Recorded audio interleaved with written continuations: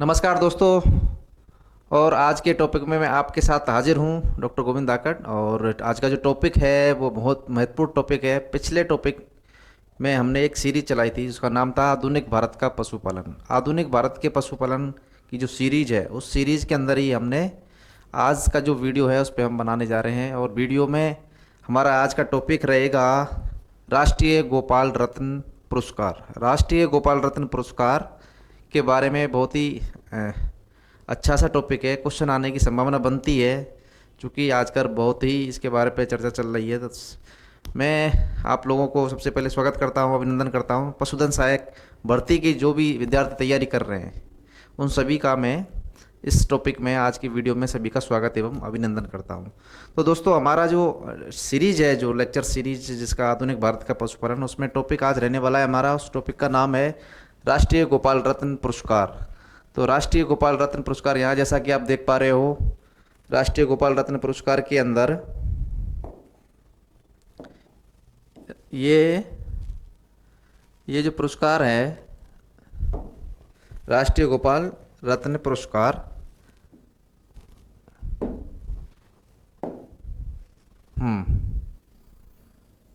राष्ट्रीय गोपाल रत्न पुरस्कार 2024 लिखा हुआ है, परंतु 24 पर नहीं जाके हम पहले इसको, इससे पहले वाली इसकी बात कर लेते हैं कि कब ये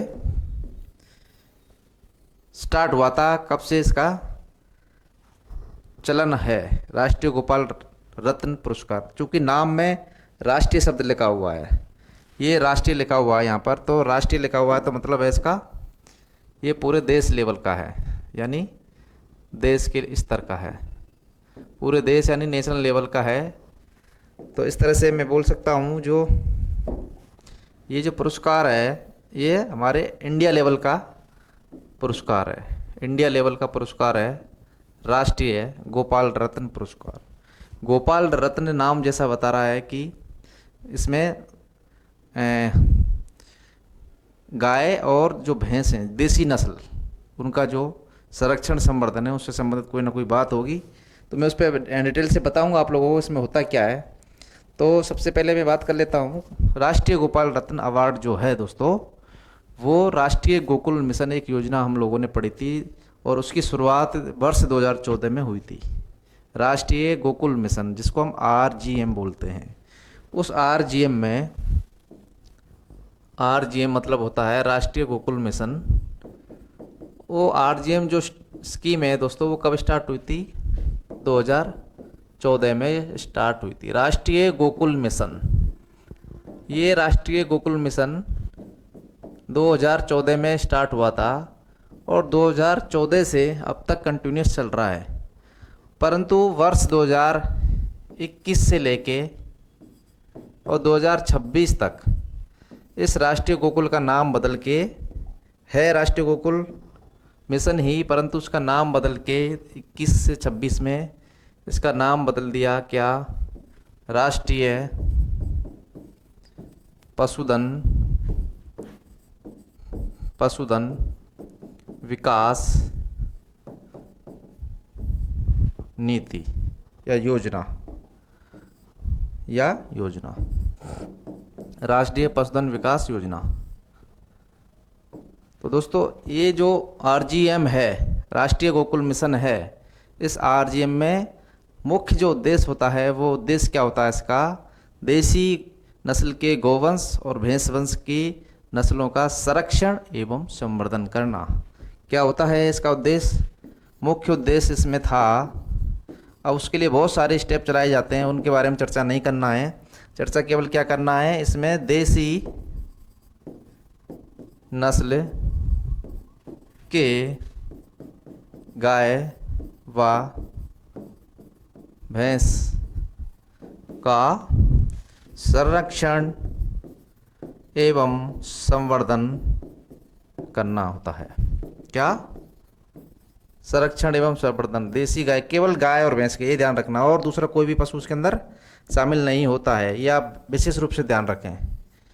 गाय और भैंस का, और गाय भैंस से संबंधित मुख्य रूप से डेयरी से संबंध होता है, डेयरी यानी दुग्ध उत्पादन से संबंध होता है। तो इसलिए RGM यानी राष्ट्रीय गोकुल मिशन गाय भैंस के संरक्षण संवर्धन से संबंधित है। हम बात करते हैं, हम जो आज का टॉपिक लेके आए थे, राष्ट्रीय गोपाल रत्न पुरस्कार। टॉपिक पर जाते हैं। चूंकि टॉपिक से पहले उसके बैकग्राउंड में क्या है वो भी जानना जरूरी रहता है। राष्ट्रीय गोपाल रत्न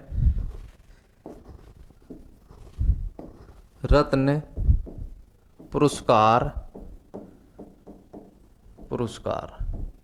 तो दोस्तों इसका सीधा सा मतलब है, पुरस्कार किसी ऐसे आदमी को, संस्था को दिया जाता है जो उत्कृष्ट प्रदर्शन करे, बेस्ट परफॉर्मेंस करे, उसको दिया जाता है पुरस्कार।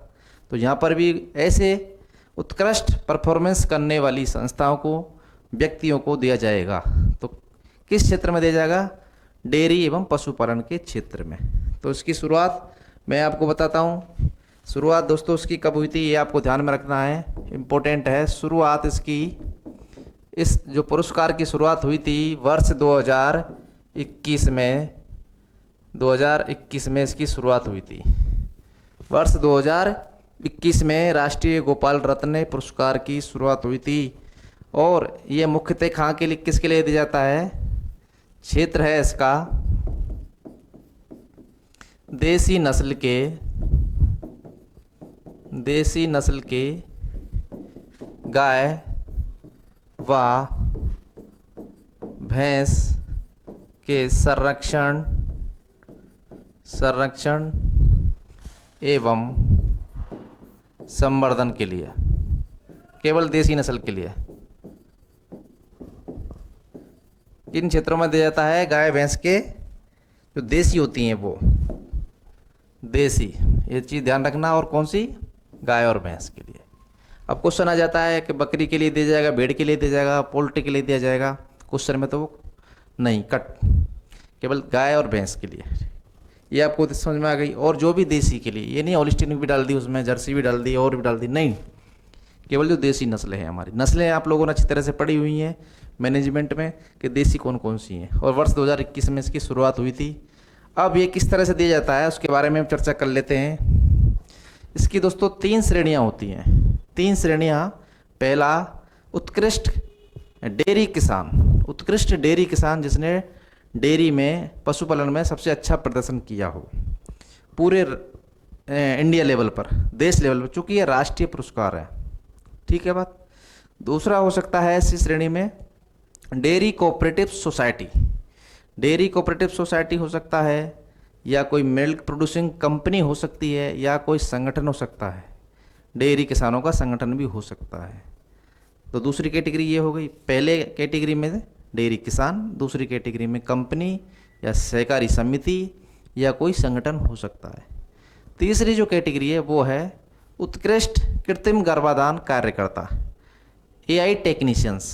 उत्कृष्ट एआई करने वाले जो टेक्नीशियंस हैं उनको भी ये गोपाल रत्न अवार्ड मिलता है।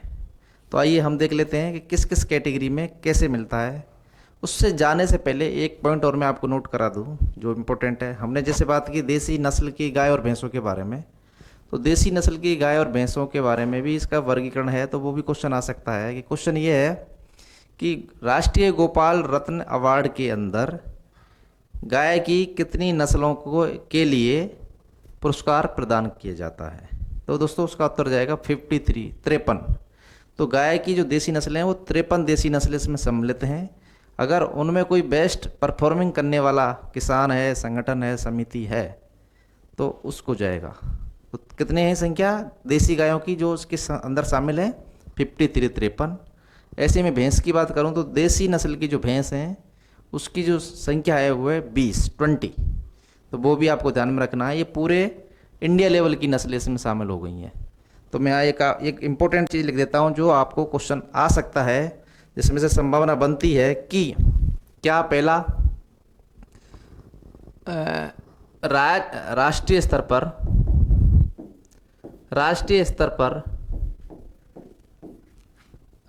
पर देसी गायों की नस्ल कौन कौन सी इसमें शामिल होती हैं? कौन कौन सी राष्ट्रीय स्तर पर शामिल होती हैं, कितनी होती हैं, उनकी संख्या है टोटल, कुल संख्या सारी तुम याद नहीं करना है ना करना है, 53। कितनी है? 53। राष्ट्रीय स्तर पे बात कर रहा हूँ मैं। पूरे देश के स्तर पर अगर बात करें तो 53 गायों की नस्लों को इस गोपाल रत्न जो अवार्ड है इसके अंदर शामिल किया गया है। अब मैं बात करता हूँ, जैसे सपोज राजस्थान की बात करूँ तो उस 53 में राजस्थान की 9 गायों की नस्ल को शामिल किया गया है। कितनी को? इसके अंदर मैं लिख सकता हूँ राजस्थान की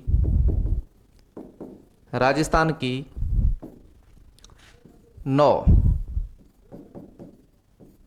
गायों की नस्लों को शामिल किया हुआ है इस अवार्ड में। राष्ट्रीय गोपाल रत्न अवार्ड प्रदान करने के लिए जो 9 गाय की नस्लें हैं राजस्थान की, उन्हीं गायों की नस्ल के लिए ये अवार्ड मिलेगा, ना कि हर जिस गाय के लिए मिलने वाला है। ये आपको विशेष रूप से ध्यान रखना है राजस्थान लेवल पर। और इंडिया लेवल पर आपको 53 गायों की नस्लें हैं, वो संख्या याद रखना। पूरे इंडिया लेवल की याद रखना बहुत कठिन है, परंतु राजस्थान की तो आपको याद रखना ही रखना है। तो वो कौन कौन सी हैं? 9, उनकी भी संख्या 9 है, परंतु उनके नाम भी याद रखने हैं आपको। तो पहली मैं बात करूं, सबसे पहले जो सबसे बेस्ट है गाय वो होती है साहिवाल। दूसरी बात करूं तो दूसरी होती है दोस्तों राठी। तीसरे नंबर की मैं बात करूं तो थारपारकर। चौथी पे बात करूं तो कांकरेज। पांचवी में बात करूं तो सांचौरी। नई नस्ल है सांचौरी, ये ध्यान रखना। छठी बात करूं तो नारी, ये भी नई नस्ल है। सांचौरी और नारी दोनों नई नस्लें हैं। नस्लों के टॉपिक में आप लोगों ने इसको पढ़ा है अच्छी तरह से। उसके बाद बात करता हूं 7वें नंबर की नागौरी। 8वें नंबर की मैं बात करूं तो मेवाती। 9वें नंबर की बात करूं तो हरियाणा। कितनी हो गई? 9 हो गई क्या? देखें, 1 2 3 4 राठी, साहिवाल, थारपारकर, कांकरेज, सांचौरी, 5 6 7 8 और 9, ये टोटल 9 गायों की नस्लें हैं जिनके लिए राष्ट्रीय गोपाल रत्न अवार्ड मिलता है। वैसे इंडिया की बात करें तो 53 है, परंतु राजस्थान की इन 53 में से 9 ही शामिल हैं, बाकी की अलग अलग राज्यों की होती हैं। ये बात आपको ध्यान में रखनी है। कौन कौन सी नस्ल है वो आपको ध्यान में रखनी है। नाम आपको 9 का तो याद रखना ही रखना है। अब मैं ये गायों की बात कर ली, परंतु मैं भैंस की भी बात करना जरूरी है। तो भैंस की मैं बता देता हूँ दोस्तों। यहाँ पर भैंस की जो राष्ट्रीय स्तर पर कितनी नस्ल यहाँ पर ली गई हैं।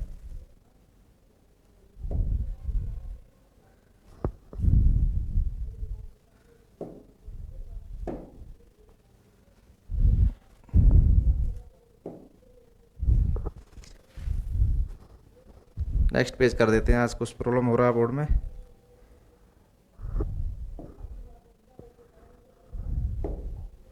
ठीक है, ये लो, इसी पे हो जाएगा। हाँ, तो मैं भैंसों की बात कर रहा था, गायों की मैंने की 53 और 9। अब मैं भैंस की बात कर लेता हूँ। भैंसों में बात करने के लिए मैं बात करूँ तो राष्ट्रीय स्तर पर भैंसों की या भैंस की 20 नस्लों को शामिल किया गया है इस गोपाल रत्न अवार्ड में। किया है कितनी? 20। भैंस की 20 राष्ट्रीय स्तर पर भैंस की 20 नस्ल को किया गया है। परंतु मैं एक और बात लिखूं, राजस्थान की भैंस की कितनी नस्लों को शामिल किया गया है? 0। राजस्थान की भैंस की नस्ल कितनी है? 0। एक भी भैंस की नस्ल राजस्थान की इसमें नहीं है, केवल गाय की 9 है। इस तरह आपको ये पॉइंट याद रखना है कि गाय की तो टोटल 53 है, उसमें से राजस्थान की 9 है। भैंस की ऑल ओवर इंडिया 20 हैं, 20 में से राजस्थान की 0 है। ये आपको क्लियर याद हो गया। ये क्वेश्चन आ सकता है, इंपॉर्टेंट है। अब मैं बात कर लेता हूँ श्रेणियों की, कि जो गोपाल रत्न अवार्ड है, पुरस्कार है, वो किन किन श्रेणियों में मिलता है। तो उसकी 3 श्रेणी होती हैं। कौन कौन सी होती है उनके बारे में चर्चा करना बहुत ज़रूरी है। तो इसकी श्रेणी गोपाल राष्ट्रीय गोपाल रत्न पुरस्कार की श्रेणियां किन किन श्रेणियों में मिलता है। तो आइए देखते हैं। पहला मैं बात कर लेता हूं क्रम संख्या, और यहां श्रेणी का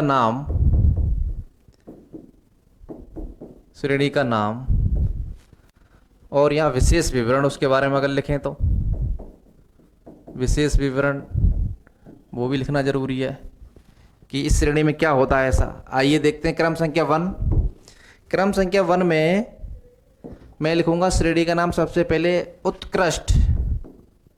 उत्कृष्ट डेयरी किसान, जो दूध का काम करता है, भैंस पालन गाय पालन करता है, उत्कृष्ट डेयरी किसान पहली श्रेणी में आता है।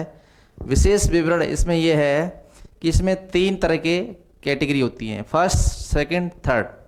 3 तरह के विनर होते हैं, विजेता 3 तरह के होते हैं, 3, फर्स्ट सेकंड एंड थर्ड। तो इसमें 3 तरह के होते हैं विजेता। तो उसके बारे में मैं लिख सकता हूं यहाँ पर प्रथम विजेता, ये ऑल इंडिया लेवल पर प्रथम विजेता। और प्रथम जो विजेता होता है इस अवार्ड को, पुरस्कार को लेने वाले के लिए, उसको राष्ट्रीय स्तर पर 5 लाख रुपए का नगद इनाम मिलता है। कितना? 5 लाख रुपए का इनाम, 5 लाख रुपए इसको नगद मिलते हैं। 5 लाख रुपए प्रथम विजेता को। द्वितीय विजेता को दोस्तों, द्वितीय विजेता को इसी श्रेणी में जो उत्कृष्ट डेयरी किसान है उसको 3 लाख रुपए यहाँ पर मिलते हैं रुपए। और थर्ड की बात करूं मैं, तृतीय जो विजेता है उस तृतीय विजेता को दोस्तों 2 लाख रुपए यहाँ पर नगद मिलते हैं, 2 लाख रुपए। साथ के साथ उनको प्रशस्ति पत्र भी मिलता है और प्रमाण पत्र भी मिलता है, तो वो अलग बात है। परंतु जो पैसे की बात है वो 5 लाख, 3 लाख, 2 लाख। 5 लाख किसको मिलते हैं? प्रथम विजेता को, सेकंड को 3 लाख, थर्ड को 2 लाख। किसको? ये उत्कृष्ट डेयरी किसान को, पहली श्रेणी को मिलते हैं। उत्कृष्ट डेयरी किसान ऑल इंडिया लेवल पर 3 तरह के छांटे जाएंगे, पहला, सेकंड और थर्ड। पहले को मिलेंगे 5 लाख, दूसरे को मिलेंगे 3 लाख और थर्ड को मिलेंगे 2 लाख, ऑल इंडिया लेवल पे। अब इसमें क्या है, भारत सरकार का पोर्टल है ऑनलाइन, जिसपे ऑनलाइन सारे इंडिया से जो भी किसान है वो अपना आवेदन प्रस्तुत कर सकता है ऑनलाइन माध्यम के द्वारा। और ऑल इंडिया लेवल के जो किसान हैं उनकी फिर सिलेक्शन करा जाता है सरकार द्वारा निर्धारित कमेटी से। वो कमेटी डिसाइड करती है, अलग अलग उसके क्राइटेरिया हैं कि कौन फर्स्ट है, कौन सेकंड है, कौन थर्ड है। केवल 3 श्रेणियों में उत्कृष्ट किसान को ये पुरस्कार मिलता है, फर्स्ट सेकंड थर्ड, इस श्रेणी में, किसान की श्रेणी में। अब मैं दूसरी श्रेणी की बात कर लेता हूं। तो दूसरी श्रेणी भी इसमें होती है, क्या होती है दूसरी श्रेणी? उत्कृष्ट डेयरी सहकारी समिति या डेयरी सहकारी समिति या फिर दुग्ध कंपनी, दुग्ध उत्पादक कंपनी, दुग्ध उत्पादक कंपनी या फिर और हो सकती है तीसरी तरह की दुग्ध या डेयरी दुग्ध किसान संगठन, जो दुग्ध का काम करते हैं, डेयरी का काम करते हैं। इस तरह से ये दूसरी श्रेणी हो जाएगी, उत्कृष्ट डेयरी सहकारी समिति, कंपनी और संगठन। इसको एफपीओ बोलते हैं, farmer producer organization, FPO, farmer producer organization, संगठन। दुग्ध उत्पादक company, milk producer company MPC, dairy सहकारी समिति DCS, dairy cooperative society DCS, dairy cooperative society DCS, milk producing company, दुग्ध उत्पादक company, FPO farmer producer organization, दुग्ध किसान संगठन। तो ये श्रेणी होती है दूसरी। इसमें क्या होता है फ्रेंड्स, इसमें भी सेम ऐसे ही होता है। इसमें प्रथम पुरस्कार फर्स्ट रैंक वाले को 5 लाख, वही ऊपर की तरह सेम।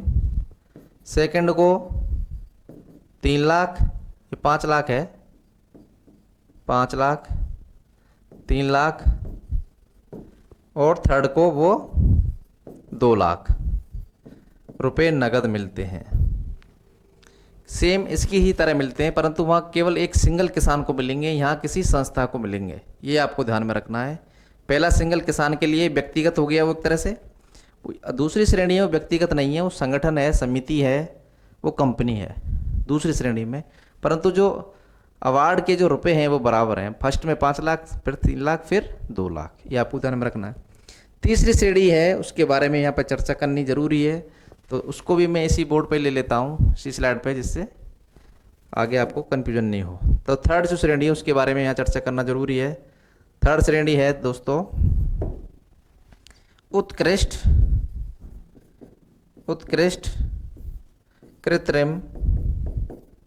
कृत्रिम गर्भाधान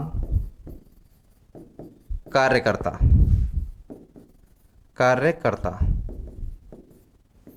उसको बोलते हैं AIT, आर्टिफिशियल इंसेमिनेशन टेक्नीशियन। तो इसमें इम्पोर्टेंट बात है, इसमें नगद पुरस्कार नहीं मिलता, नगद पुरस्कार नहीं मिलता, इसमें रुपए नहीं मिलते हैं। तो क्या मिलता है, केवल प्रमाण पत्र और प्रशस्ति पत्र मिलता है, वह प्रशस्ति पत्र मिलता है, प्रशस्ति पत्र मिलता है। ये 3 तरह की श्रेणी है, आपको याद रखनी है, बहुत ही इंपॉर्टेंट है। तीसरी तरह की श्रेणी है कृत्रिम गर्भाधान कार्यकर्ता, जिसमें पैसे नहीं मिलते, रुपए नहीं मिलते, केवल प्रमाण पत्र ही मिलते हैं। अब जो इम्पोर्टेंट आपको याद रखना है वो आने वाला है। अब वर्ष 2021 से ये राष्ट्रीय गोपाल रत्न अवार्ड की शुरुआत की गई थी। तो 2021 में किसको मिला था, राजस्थान के संदर्भ में तो याद करना ही है। तो राजस्थान के संदर्भ में मैं बात करूं, वर्ष 2021 से स्टार्ट हुआ था, तो वर्ष यहाँ लिख देता हूँ, वर्ष, इससे पहले क्रम संख्या लिख लेते हैं, ज़्यादा अच्छा रहेगा। क्रम संख्या, वर्ष और पुरस्कार राजस्थान के संदर्भ में बहुत इंपॉर्टेंट है, आपको याद रखना है, very important, very very important. क्रम संख्या, वर्ष 2021 में जो शुरुआत हुई थी, तो यहाँ पुरस्कार मिलने वाला कौन था, डेयरी किसान में उत्कृष्ट डेयरी किसान का पुरस्कार मिला था, उत्कृष्ट डेयरी किसान। और उस आदमी का नाम आपको याद रख सकते हो, उसका नाम है सुरेंद्र अवाना, सुरेंद्र अवाना, सुरेंद्र अवाना, सुरेंद्र अवाना, जयपुर। कहाँ से, जयपुर से। प्रथम स्थान, उत्कृष्ट सुरेंद्र अवाना, इनको मिला था प्रथम, ये प्रथम स्थान पर थे डेयरी किसान में प्रथम स्थान, फर्स्ट। यानी इनको मिले थे 5 लाख रुपए। कितने मिलेंगे, 5 लाख रुपए मिले 2021 में। 21 में ही एक श्रेणी तो ये हो गई। दूसरी श्रेणी हमारी संगठन की थी, समिति की थी, वहाँ किसी को कुछ नहीं मिला। तीसरी श्रेणी जो बेस्ट कृत्रिम गर्भाधान कार्यकर्ता है, उसके अंदर उनको मिला था, उनका नाम है राजेश बागड़ा। उत्कृष्ट कृत्रिम गर्भाधान कार्यकर्ता,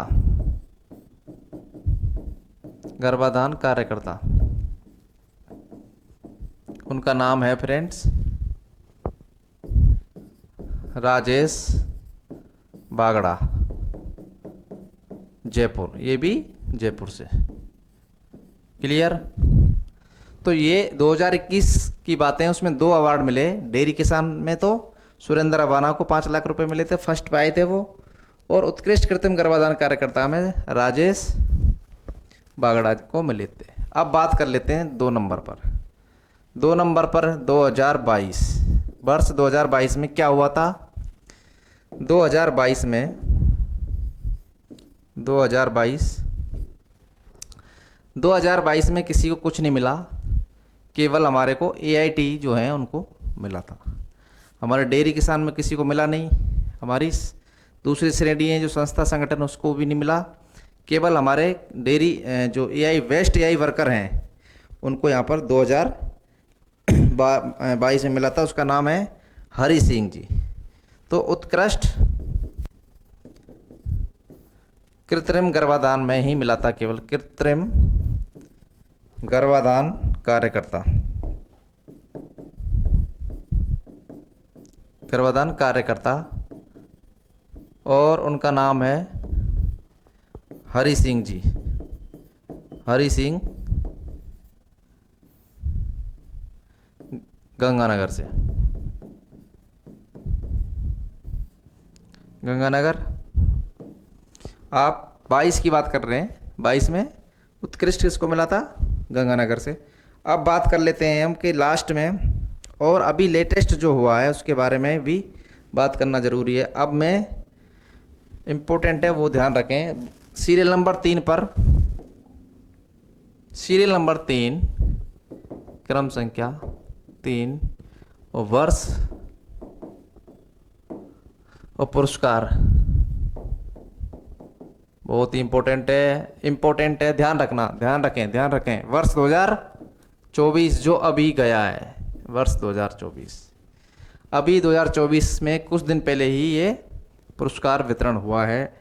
तो इसमें पहली जो श्रेणी है बेस्ट डेयरी किसान, वो राजस्थान से नहीं है, पर फिर भी आपको जानकारी रखनी चाहिए। तो पहला जो उत्कृष्ट डेयरी किसान, उत्कृष्ट डेयरी किसान के अंदर सबसे पहले हरियाणा से हरियाणा, और दूसरा है देवेंद्र परमार, जिसका MP से, हरियाणा का नाम शायद रेनू है शायद, चलो। दूसरा MP से देवेंद्र सिंह परमार, और दूसरा स्थान है इनका, सेकंड स्थान बेस्ट डेयरी किसान में। और थर्ड पे जो है हमारे सुरभि सिंह, जो हैं UP, राजस्थान, ये हैं MP से। तो राजस्थान से कोई भी नहीं है इसके अंदर, डेयरी किसान के अंदर कोई भी राजस्थान से नहीं है। अब मैं बात करूं, ये फर्स्ट सेकंड थर्ड हो गया, ये फर्स्ट हरियाणा से है, ठीक है, फर्स्ट सेकंड थर्ड। उत्कृष्ट डेयरी किसान के अंदर राजस्थान का कोई भी नहीं है। अब दूसरी जो श्रेणी है उसकी मैं बात कर लेता हूँ। वर्ष 2024 में ये बातें चल रही है। दूसरी श्रेणी है हमारी उत्कृष्ट डेयरी सहकारी समिति, राजस्थान का है वो तो आपको ध्यान रखना ही है। डेयरी सहकारी समिति, इसमें दोस्तों पहला नंबर कर्नाटका और गुजरात का है, वो आपको ना याद नहीं रखना। कर्नाटक और गुजरात का पहला नंबर है, किसमें, उत्कृष्ट डेयरी कोऑपरेटिव सोसाइटी में। परंतु पहला नंबर राजस्थान का नहीं, इसलिए ध्यान नहीं रखना, जस्ट आइडिया रखना है। परंतु सेकंड नंबर राजस्थान का है, और उसका नाम है, जो सेकंड रैंक आई है जिसकी, द्वितीय स्थान पर प्राप्त किया राजस्थान ने, द्वितीय स्थान, सेकंड, उसका नाम है प्रतापपुरा दुग्ध उत्पादक सहकारी समिति। ये कहाँ पर है, भीलवाड़ा में है। कहाँ पर है, भीलवाड़ा में है। ये आपको ध्यान में रखना है कि अभी सेकंड स्थान पर जो डेयरी सहकारी समिति है उसके अंदर राजस्थान की जो सहकारी समिति है प्रतापपुरा दुग्ध उत्पादक सहकारी समिति, उसने सेकंड स्थान ऑल ओवर इंडिया में प्राप्त किया। तो उसको सेकंड स्थान पर कितने रुपए मिलने चाहिए? 5 लाख प्रथम स्थान पर, द्वितीय स्थान पर 3 लाख रुपए। तो इनको कितने रुपए मिले? 3 लाख रुपए मिले इनको। क्लियर? तो आपको ध्यान में रखना है, ये आ सकता है नाम। तो सेकंड जो है हमारा स्थान आया है उत्कृष्ट डेयरी सहकारी समिति में। पहली श्रेणी डेयरी किसान में कोई भी नहीं है राजस्थान का, सहकारी समिति में हमारा है, ये इंपॉर्टेंट है, आप इसको ध्यान रखें। 2024 की बात कर रहा हूँ। अब आगे तीसरी श्रेणी है इसी 2024 में ही, उसका नाम है, तीसरी श्रेणी में उत्कृष्ट कृत्रिम गर्भाधान कार्यकर्ता। कृत्रिम गर्भाधान कार्यकर्ता बेस्ट एआईटी कौन है? तो उसके लिए सबसे एक नंबर, इसमें भी 3 कैटेगरी हैं, 1 2 3।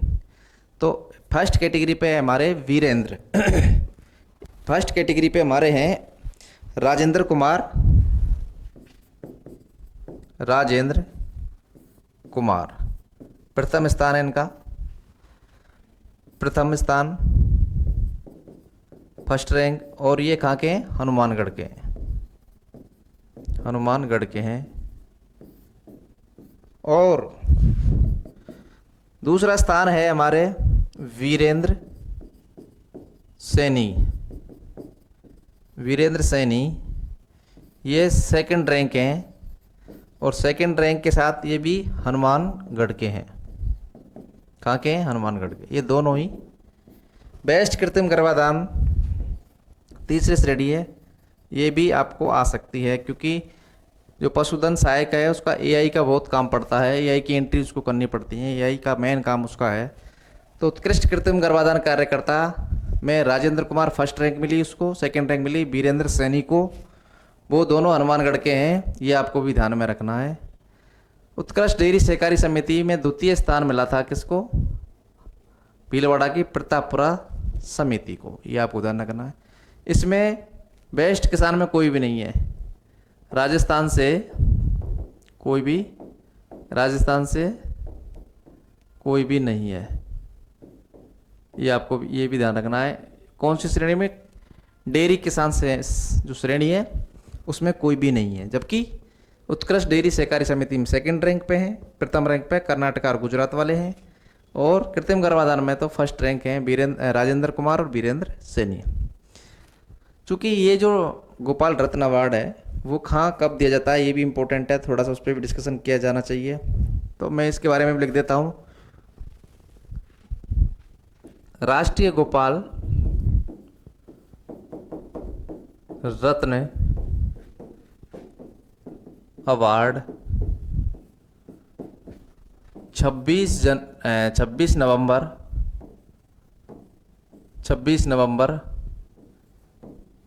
2024 को दिया गया था, को प्रदान किया गया। स्थान दिल्ली में। और 26 नवंबर को क्या है आपको पता है? 26 नवंबर को 2 चीज़ें, 26 नवंबर को 2 चीज़ होती हैं। पहली है हमारा डॉक्टर वर्गीस कुरियन की जयंती, इसलिए इस दिन को चुना जाता है। और इसीलिए ये राष्ट्रीय दुग्ध दिवस है, राष्ट्रीय दुग्ध दिवस है। ये बात विशेष रूप से ध्यान रखना, राष्ट्रीय दुग्ध दिवस को ही राष्ट्रीय गोपाल रत्न पुरस्कार प्रदान किया जाता है। 26 नवंबर के बाद एक और है, ये है संविधान दिवस भी है, ये भी आपको ध्यान रख सकते हो। संविधान दिवस भी 26 नवंबर है।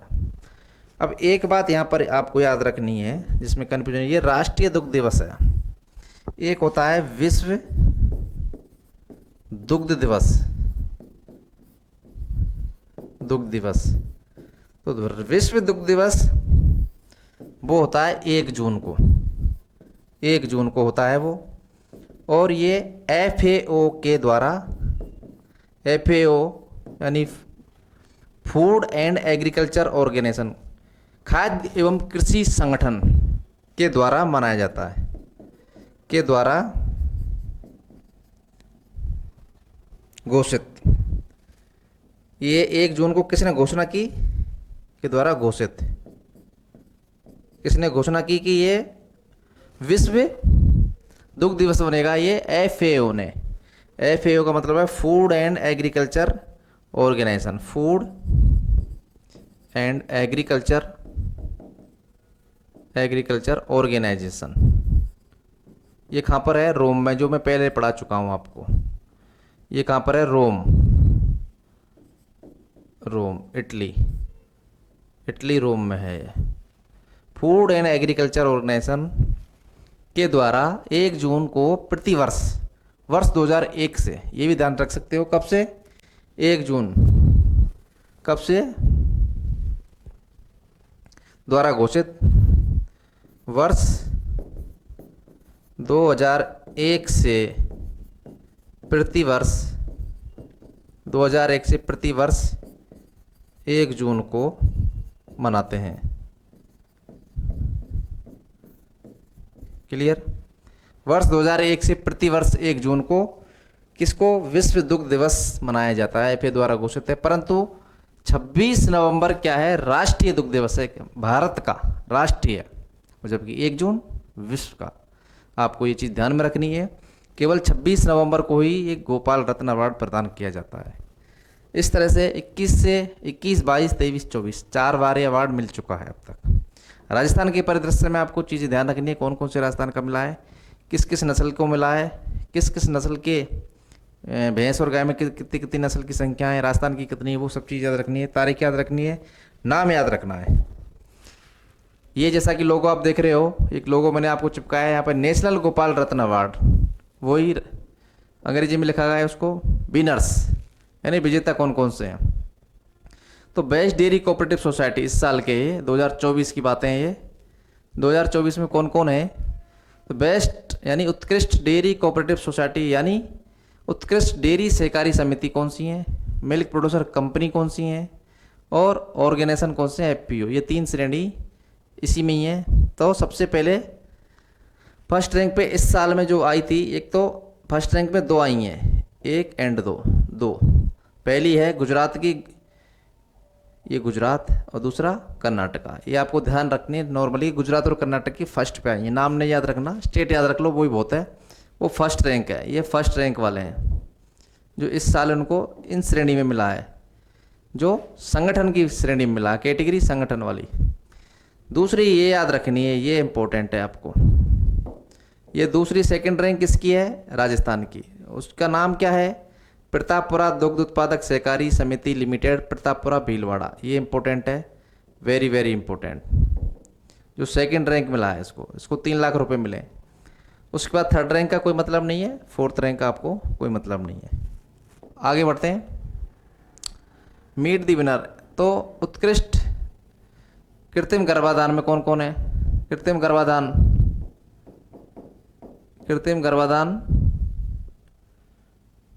कार्यकर्ता, वो भी आपको ध्यान में रखने हैं। AIT कौन से बेस्ट हैं इस साल 2024 में, 24 में सबसे बेस्ट कौन से हैं।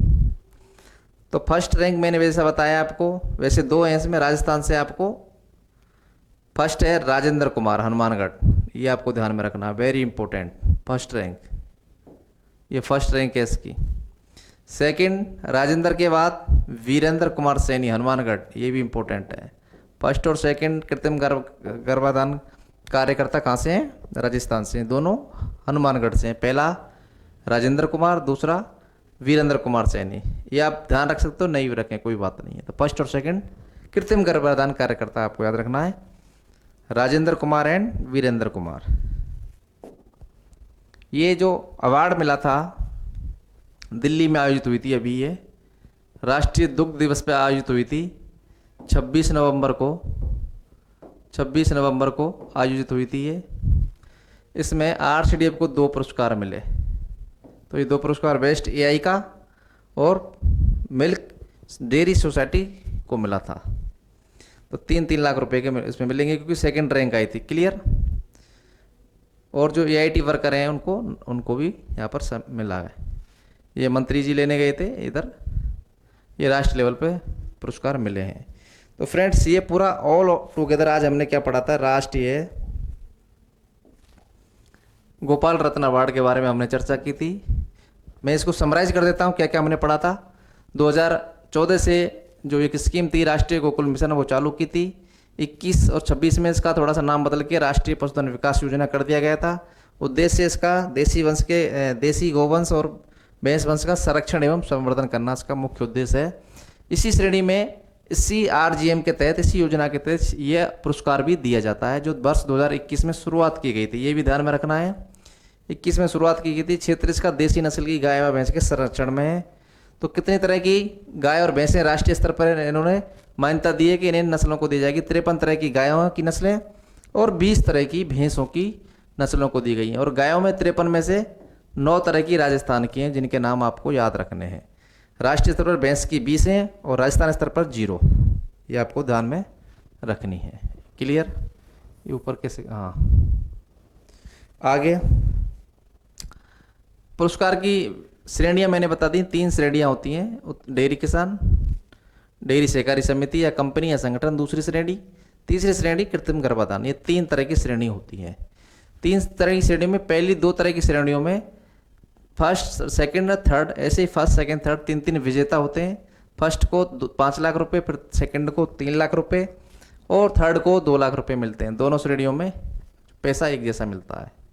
थर्ड जो श्रेणी है उसमें कोई पैसा नहीं मिलता, केवल प्रशस्ति पत्र मिलता है कृत्रिम गर्भाधान कार्यकर्ता को। तो वर्ष 2021 से स्टार्ट हुआ था। 21 में जिनको मिला उनका नाम है राजस्थान से, ये आपको ध्यान रखना, सुरेंद्र रवाना। ये भी आपको आ सकता है कि बेस्ट डेयरी किसान राजस्थान से अब तक सुरेंद्र रवाना मिला है, प्रथम स्थान था उनको। कृत्रिम गर्भाधान कार्यकर्ता भी राजेश बागड़ा था 2021 में। 22 में हमारे कृत्रिम गर्भाधान कार्यकर्ता केवल एक ही था, हरि सिंह, और कुछ नहीं था। 23 में कोई नहीं था। फिर 24 में डेयरी किसान हरियाणा से आए हैं, MP से आए, UP से आए। इनमें भी हमारा राजस्थान से कोई भी नहीं है इस श्रेणी में, परंतु समिति में हमारी है। ये आपको इम्पोर्टेंट है, याद रखना है। भीलवाड़ा की समिति, प्रतापपुरा। और कृत्रिम गर्भाधान में हनुमानगढ़ के भी 2 कार्यकर्ता, उनका भी आपको याद रखना है।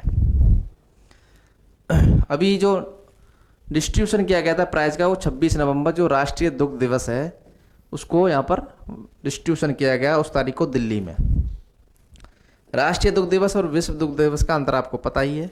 इस तरह से ये जो टॉपिक है हमारा कंप्लीट होता है। आप सभी से मेरा निवेदन है कि आप लोग और अच्छी इंपॉर्टेंट चीज़ें जानने के लिए और अच्छा जो हमारा प्रयास रहेगा आप लोगों को पहुंचाने के लिए, वेटनरी साइंस की जो फैकल्टी है हमारी, 4 लोगों की फैकल्टी है, 4 एक्सपर्ट डॉक्टर्स हैं जिनके द्वारा यहाँ पर अध्यापन करवाया जा रहा है।